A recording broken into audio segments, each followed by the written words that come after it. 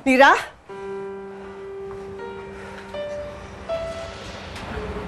Wala na si Lizard dito. Pinatakas mo ba siya? Hindi po.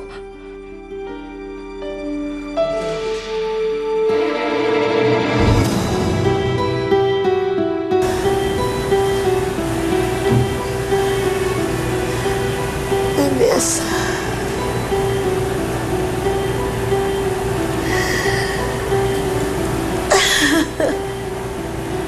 Tinulungan po ako makatakas ni Vanessa. Si Vanessa? Maggie? Ano? Sarap yung pinto. Bakit? Kita dito. Dadaling kita sa ospital. Nandun yung nanay mo. Si Inay! Ano nangyari kay Inay? Pasensya ka na, pero mamaya na akong mag-i-explain. Basta kailangan makatakas ka dito. Kinuwento niyo po sa akin lahat. Lahat na nangyari sa inyo. Niligtas niyo daw po siya. Mauna na po ako. Bakit ka aalis? Hindi naman kita pinapaalis, hindi ba?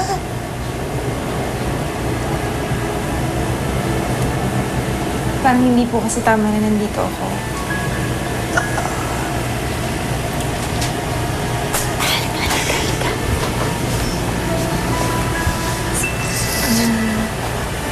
Huwag kang umalis.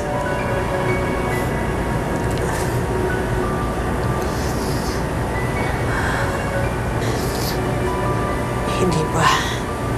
Nagkausap na tayo bago nangyari ang lahat ng ito. May aminin po ako sa inyo. Hindi ko po kayo pinapunta sa terminal para magkaayos tayo. Pinadala ko ni Mami doon.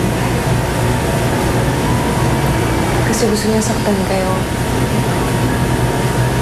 Kaya, sa tingin ko po dapat umalis na ako. I don't even deserve to be called your daughter. Sandali, Vanessa. Mira, tulungan ako tumayo.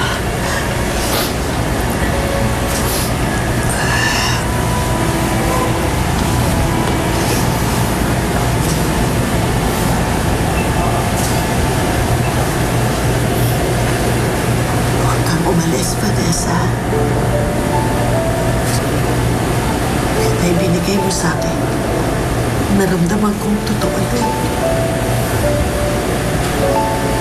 Naramdaman ko na gusto mo rin akong tanggapin bilang iyong ina. At nagpapasalamat ako.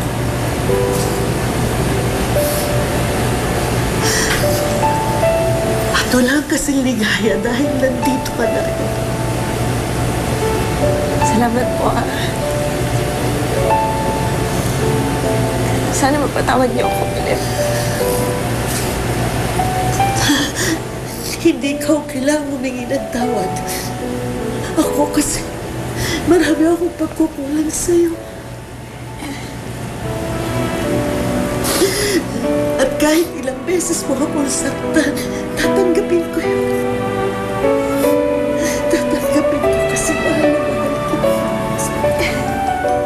Ang puso ko narito hanggang matapos ang kailanman.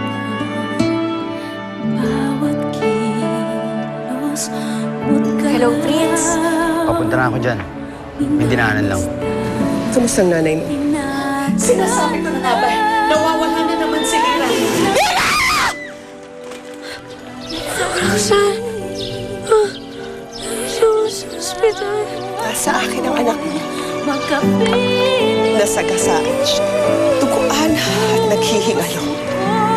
Hindi ko siya tutulungan. Hayaan ko siya dito mamatay. Puntahan mo siya dito kung gusto mo. Hawak ka sa anak mo, Rosan. Kung maaabutan mo pa siyang